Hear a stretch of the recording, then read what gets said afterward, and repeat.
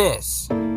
First, we had to be afraid that students would use AI to write their papers and otherwise cheat their way through school. Now, AI helping students dumb down their work so it's more believable.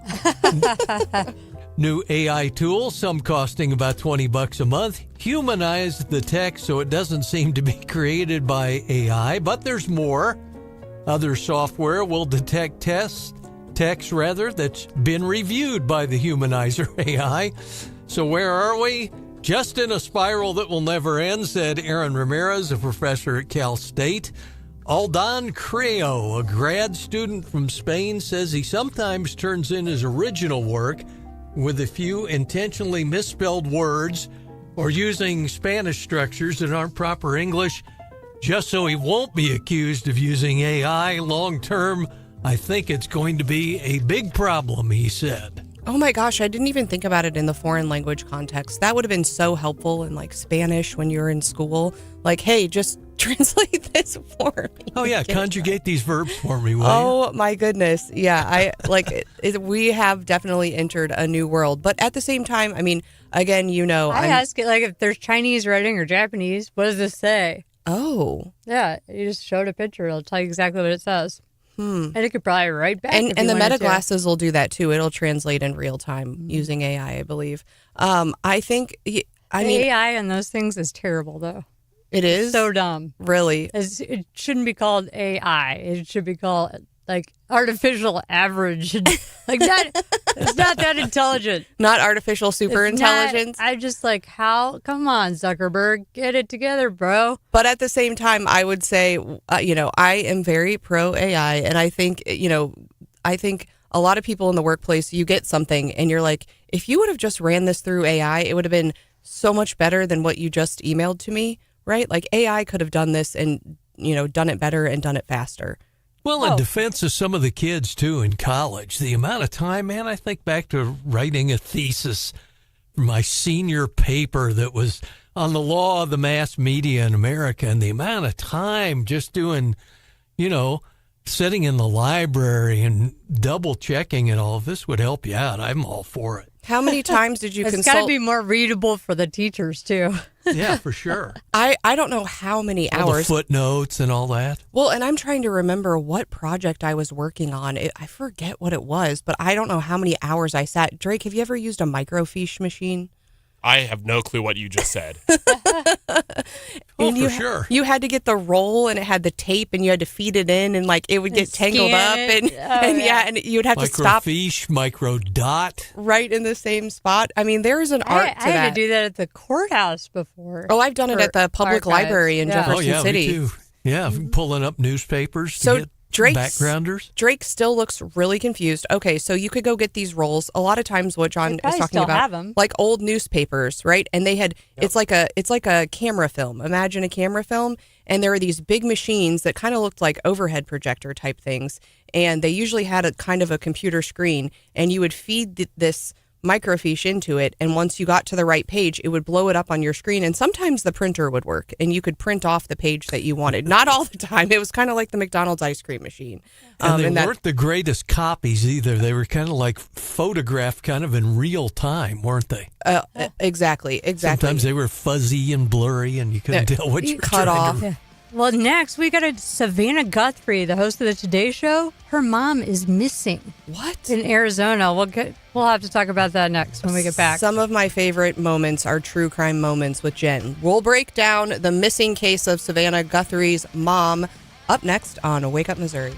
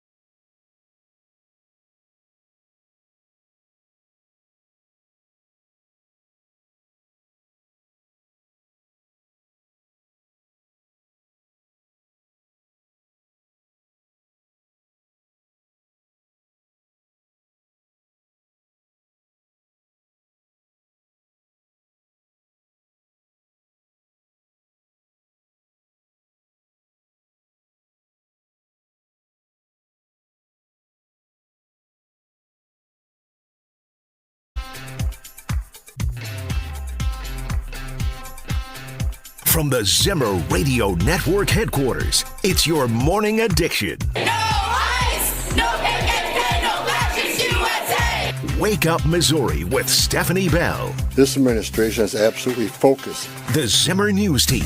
We expected for months that when we entered City Hall, we would likely inherit a grim fiscal situation. And now, introducing your host, Randy Tobler. Hear ye, hear ye, hear ye. Now on this February 2nd, Punxsutawney Phil, the seer of seers, the prognosticator of all prognosticators, was awakened from his wintry nap at dawn. And in case you missed it, apparently he saw his shadow, and that means 6 more weeks of winter. Yay! Someone else was texting us, and I wonder if this is true. I haven't had time to fact check it yet, but they said if he doesn't see his shadow, then spring comes as normal, and if you check the calendar, that's also 6 weeks from now. So are we just being duped here? I think, it's got to all be the groundhog. The groundhog determines all. This is Jennifer Bukowski filling in. Randy's out today. The groundhog, much to the dismay of PETA, who wants us to stop mistreating this groundhog who looks like it has not been mistreated for one day. And they offered to provide a digital groundhog. Here's a Furby. Phil's place. Here's a Furby. Here you go. There we go. All right. It'll wiggle its ears if it thinks it's more winter. We promised an update on this missing persons case involving Savannah Guthrie. Now, Jen, you were telling me that Savannah Guthrie got her start at KMIZ in Missouri. Yeah, so she has local roots here, and she's now co-host of the Today Show, and wasn't at work yesterday and isn't today because her mom, Nancy Guthrie, 84, was last seen in her home at the Catalina foothills north of Tucson in Arizona at 9:30 p.m. Saturday, and they have yet to find her. She's not in good physical health, and she's a vulnerable adult. So no implications of crime yet? Maybe in bad health, or are we looking at something like a true crime case? Well, we'll have to wait and see, but homicide detectives were also scouring the elderly woman's home, which is not standard protocol for a missing persons case. So something is afoot, or maybe they're giving it special attention due to the famous daughter, but it is not standard procedure for homicide detectives to scour a missing person's home. Interesting. Also not standard procedure is this judge named Speedlin Gonzalez. Jen, have you ever been handcuffed by a judge in the courtroom? Not yet. Knock on wood. Gay judge named Speedlin Gonzalez. Speedy Gonzalez. That's just unbelievable. Judge Rosie Speedlin Gonzalez in Texas and Bexar County has a history of strange behavior. She was already chastised and conflicted with authorities after they told her to remove her giant gay pride flag from her courtroom. And now she's being charged for unlawful restraint by a judicial officer for handcuffing a defense attorney in a jury box over a dispute. This is just mind-boggling to me because the attorney who had a client who was below average intellectually was answering a question, and then as the client is speaking, the attorney interjected to ask for a moment to confer with her client.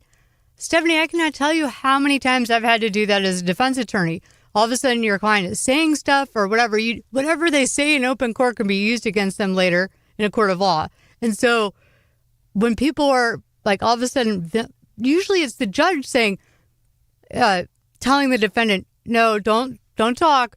If you need to go talk to your client, go talk with your attorney privately over there. Don't be just speaking in open court because it can, anything they're saying, it's not proper to talk like that usually. Anyway, so she asked, can I confer with my client? And the judge went off on her saying, stop, it's on the record. Your argumentative ways are not going to work today. Stop or I'll hold you in contempt, Ms. Russell. I will hold you in contempt.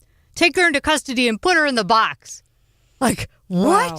This is not the only time she's been doing weird things. She apparently has had other ethical and weird behavior, reportedly congratulated attorneys on winning a case in her court on her official Facebook page. Oh, my goodness. Was found with a loaded gun at the airport and received a fine. Was ordered to remove the gay pride flag and enters a years-long battle over that. And now she is faced with felony charges for handcuffing lawyer.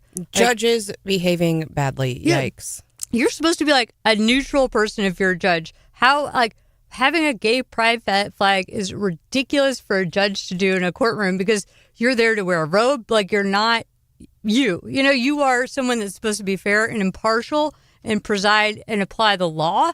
And so there should not be any sort of, like, American flag. We actually had a judge get in trouble in Missouri. That made national headlines for impersonating Elvis. So I guess we shouldn't be dogging on this St. Charles, Texas judge too badly, but this lady needs to go. She does not have the decorum to preside over a courtroom and making a mockery over the justice system. And, a lot of unethical behavior. And she was celebrated, though, because she's the first gay judge in that county. So yikes. History was made with this lady. All right. Also, in other yikes news is what's been going on in Georgia. Jen, we talk a lot about election integrity. You and I have do some volunteer work on the Republican side. You have deployed a lot on election states. Yeah, on election day. We just spent 2024 in Arizona monitoring. We've been to where else? Wisconsin. You helped with Georgia recounts. I've been to Georgia. Yeah. Georgia, for the first time in decades, flipped in 2020 for Biden, but there were irregularities out of Fulton County, Georgia, and a lot of this impeachment and the different cases were all arising out of this Fulton County, Georgia situation. Well, they just had a warrant executed. They're looking at the ballots, and if you can see the little video that I've seen so far of what they're looking at, it looks like batches of ballots were scanned more than once to count more than once. Like you can see like a write-in or weird ways that bubbles or stray marks. And it's obvious like that ballot, here it is in counting here as part of this batch with this number. And here it is, same piece of paper got scanned again. And so they We're might double have, counting. That's what they're investigating. It got double counted. So, when Trump says the election was stolen, maybe Trump was right about everything. That's where we're getting to with this. But you're a conspiracy theorist, Jen. All these conspiracy theories coming true makes it hard not to self-identify like J.D. Vance as a conspiracy theorist. I'll say, like if Georgia, if he had won Georgia, it wouldn't have been enough electoral votes to win the presidency. But I mean, it is when they're saying that, yeah, you're being a conspiracy theorist when you're, talking to the Secretary of State of Georgia on the phone, and they impeached him over that. Remember that? Having that conversation and being like, you need to find the ballots. Maybe he meant you need to find the ballots that were double counted and only count them once. Yeah. I mean, Isn't Tulsi Gabbard in the mix, too? I remember being in Wisconsin, and we were seeing, like, what is going on in Georgia, because that was not one we were worried about. Yeah, so Tulsi Gabbard was down there, and I'm not sure why she was involved, because she's D&I director. But, she... Both FBI co-deputy director Andrew Bailey and Tulsi Gabbard were seen on site. Andrew Bailey was there, too. Good. But neither have yet spoken publicly about the event. But yes, which is Missouri's proper. own Like, Andrew you're not Bailey. supposed to be talking about ongoing investigations all the time. But the margin in Georgia was so very close. Yeah, it was something like 11,000-something votes. Out of, what, Millions. Yeah. And that matters. I mean, people have to, I think it matters in two ways, not only because, the election could have been, outright rigged, right? Depending on what the investigation concludes. If we've got a whole bunch of double counting of ballots, that's bad. It just was an accident that it was very Democrat heavy ones that got counted more than once, right, Stephanie? The clerical error, but it just was a coinky dink that it was really helped Biden win. That was a total coincidence. If that's an offense. Give me a break. Accusations of destroying ballots, too. I mean, it wasn't just miscounted once. But I think the other way in which double counted ones. Well, and the other way in which it affects elections is, I think, when people start to lose confidence that their vote is counted, or that maybe your crazy, neighbor's vote is counted twice, then people stop showing up because they lose confidence. Yeah, and why so bother? We want people, to know, even if at the end of this investigation they determine, it wouldn't have mattered. I think the transparency into issues like this helps give people confidence in that their vote's going to count and no one else's vote's going to count twice. And accountability needs to be had by people that may have perpetrated this if a crime occurred, so that there's a disincentive for other people to come up with any kind of hijinks like this in the future. Well, and ever more important that if you have concerns in this way, even as citizens, there are opportunities for you to volunteer and to monitor these processes, right? Yes. And so that's something. I mean, there are lots of protocols in place, and I think we're in the places where I've been. There are things that we do. Before they start feeding the ballots through the tabulator machines, you make sure the machine says 0, and that for whatever reason it doesn't say something else. And then you make sure that it was taped shut with a number on it, and that they clip it. Like you have a Republican and a Democrat there observing every stage of this process to make sure that things weren't rigged. And it seems like perhaps, if when they're like, oh yeah, all of a sudden counting a bunch of stuff in the middle of the night after they kick people out, yeah, we're gonna have questions about that. And it looks like hopefully we'll have some of those questions answered by Go Andrew Bailey. I love it. Yeah, for sure.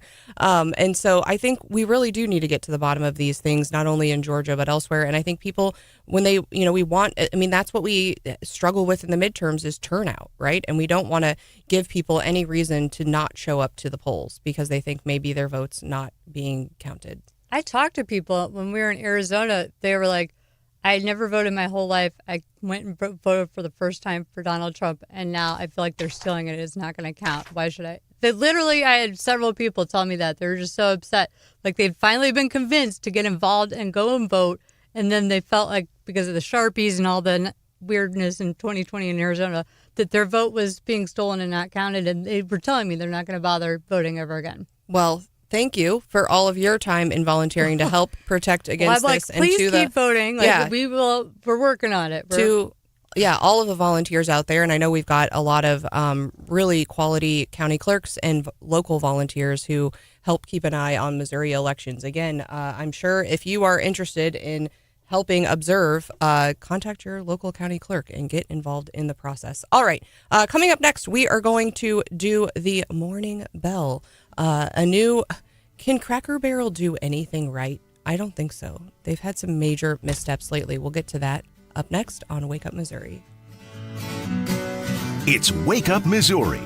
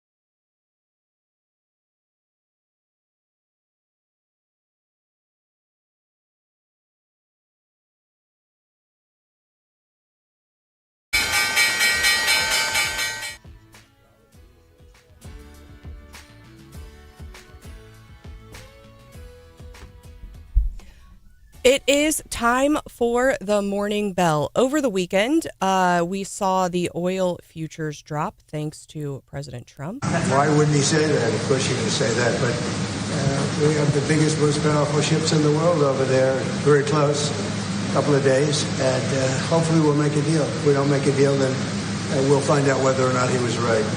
Apparently, the negotiations are serious, and that is driving down oil prices. We also are expecting earnings reports with about 1 in 4 S&P 500 companies set to deliver results in the coming days. While the silver and gold markets are going crazy, we talked a little bit about that last week. Major stock indexes basically finished the week where they started. On Friday, we saw the NASDAQ down 0.94%, the S&P down 0.43%, the Dow down 0.36%. Those losses were mainly driven by materials and technology. Now, I don't mind Cracker Barrel, I guess. I don't get there as much as Brian Hauswirth does. But Nobody gets there as much as Brian Hauswirth. That's probably right, John. He's probably. Do they have like an exclusive VIP club? I think if they did, he would be a member. But of course, they had a major faux pas not too long ago when they tried to redo their logo, and now they've announced a new policy and are getting even more criticism. Apparently, they have a new work travel policy, and we all do this, right? A lot of people do. You travel for work. Maybe you have a daily limit. You want to eat out. You have to eat out. You're on the road. You got to stay somewhere. Now, Cracker Barrel is saying that they are mandating employees when they're traveling to eat at a Cracker Barrel restaurant whenever practicable. So you can travel, but you can only eat Cracker Barrel. Also, alcohol purchases banned on company expense accounts. No booze. Apparently, there are some exceptions. A lot of companies have that already, don't they? Some exceptions. When I was an accountant, you had to subtract that out when you submitted your expense report. That was on your own dime. There are some exceptions for special occasions, which must be approved by a team member. And this is just an overarching trend of corporate America tightening their belts as far as travel expense budgets. Oftentimes, employees are expected to find cheap hotel rooms, buy grocery store meals and prepare them in the hotels, use laundromats instead of hotel laundry services, which talk about a ripoff. Laundry through the hotel is always ridiculous. I'd never do that. I've got two big thoughts on this. First of all, I think that making them eat at a Cracker Barrel isn't the worst idea because, if you're in a different town, you should be checking out how that Cracker Barrel is doing and be aware of how the company Secret is shopper working. kind of thing. Okay. Yeah, how's it going? You're on a work trip, you might as well go by and see how the food is and make sure everything's copacetic. But the other thing about these expense reports, isn't it so scammy when you're checking out at the airline? And they're like, would you like to add 20,000 points for this much money? That is because people are buying on company credit cards and then they get the points. And you're not going to see on your bill that I'm like, who would check that box? Oh, you want to add 20,000 airline miles, for and then you say, $100 or whatever, they charged me extra at the airport or whatever. No, they just see how much your flight costs. You get reimbursed for your flight. They don't see the part about you click the box to go ahead. So it's totally for employees to rip off their employers. That's what that thing is for. You employ yourself, so you don't probably buy the miles for totally ridiculous prices, but that's why they're doing it. They're making money off that. Interesting. Well, they say from the employee's perspective that they are finding ways to try to get within the employer's budget, and that means maybe skipping breakfast to use their money, use more money for other meals, and then, using their frequent flyer status or their hotel status to get better deals or rates and they're rooms. They're probably clicking that box as they book their flight. Then they can. Rip-offs. All right, we do need to get to this story about Gavin Newsom. His new book is out, and Vogue covered him and had some interesting things to say about Gavin Newsom. Jennifer has previously told me I need to read the books of the enemies, so maybe I'll be adding this one to my list. She'll make a case for why you, too, should read Gavin Newsom and Claire McCaskill's book next.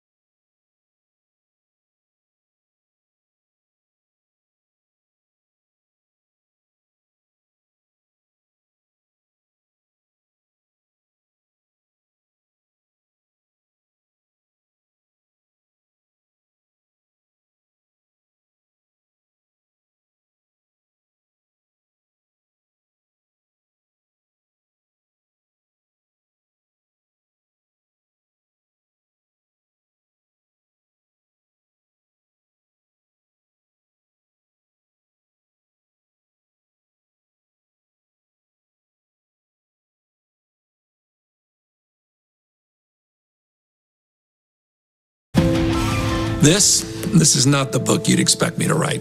It's a story about the people that for, well, better or worse, make us who we are, made me who I am.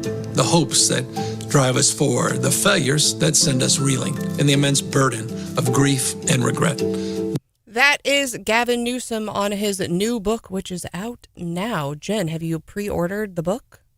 I had not pre-ordered it, but I will read it because he is looking like a very likely candidate for the Democrats for 2028.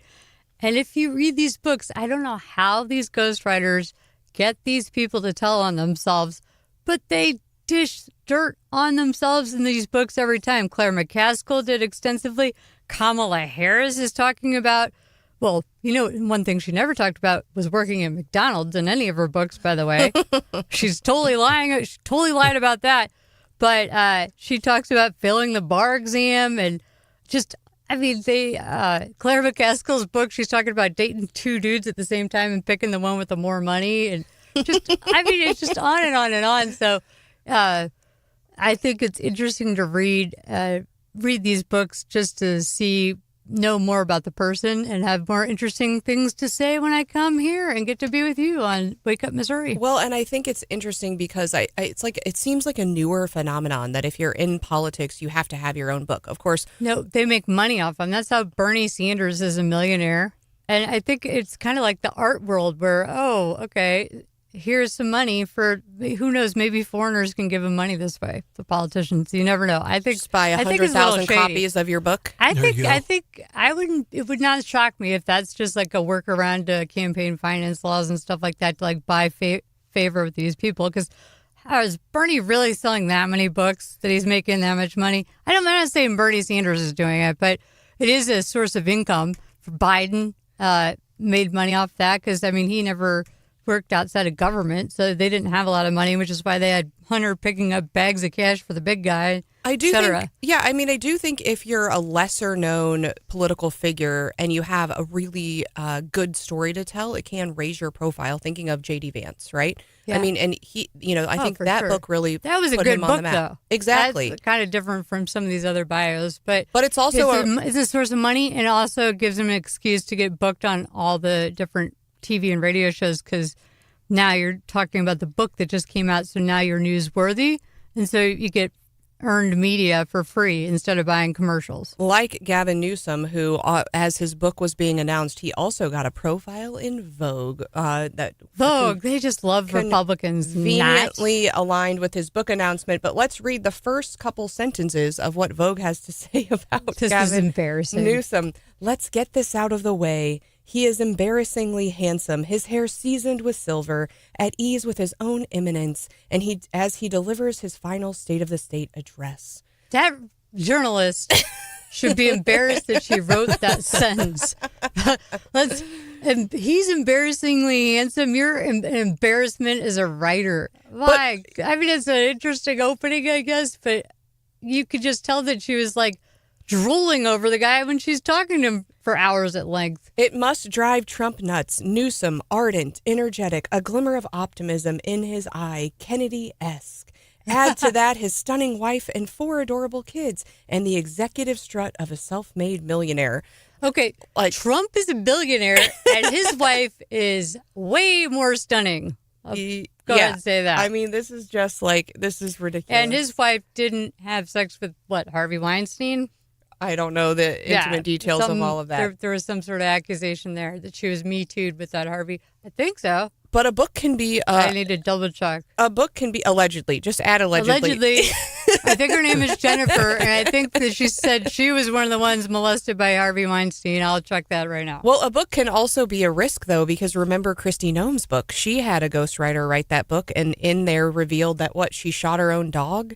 And I think the theory is that was going to come out about her. The Oppo research people had it. So she tried to get out ahead of it. But the way that she phrased it, when I read that in the book, I'm like, I could have spun that a little better. I mean, you killed the puppy, shot it in the head because, you didn't train your dog right, okay? It's not really the dog's fault that he's excited to be around sheep. That seems like normal dog behavior. But I forget what it was exactly that caused her to go ahead and murder the young dog. But I think the point here is with Gavin Newsom, it's already starting, right? The race for, you can look at the prediction markets and the race for president in 2028 is already starting, and Gavin Newsom's trying to position himself at the very top. And apparently the liberal media is already fawning all over him because of his good looks. Oh, yeah.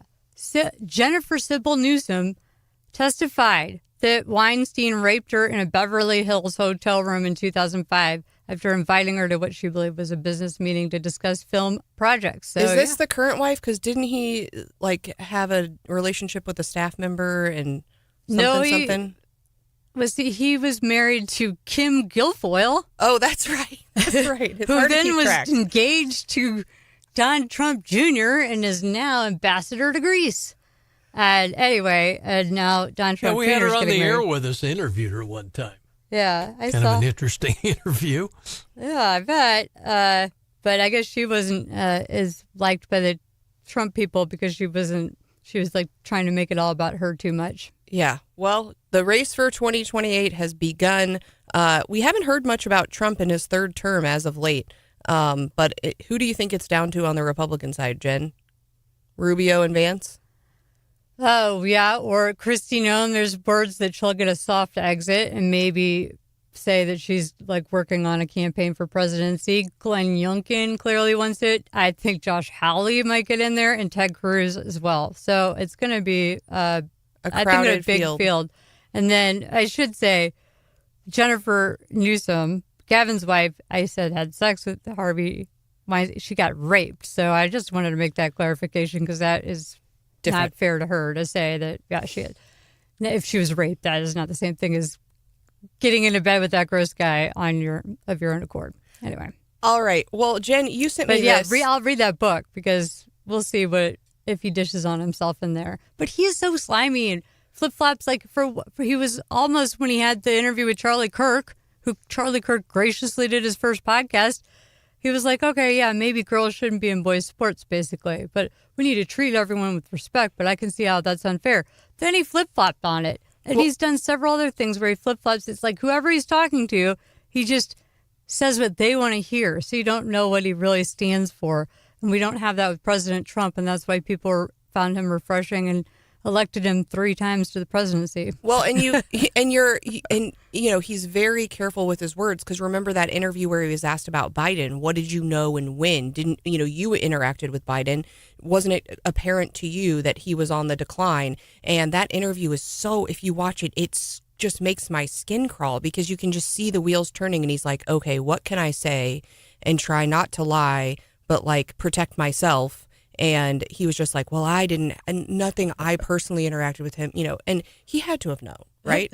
Yeah. Well, this reminds me of something funny from Kamala's latest book, 107 Days, that I did read. She goes through a list of all the people, top Democrats that she's calling to let them know she's going to be running for president after Biden drops out. And Gavin Newsom's like, I'm on a hike, call you later. And then he never called her.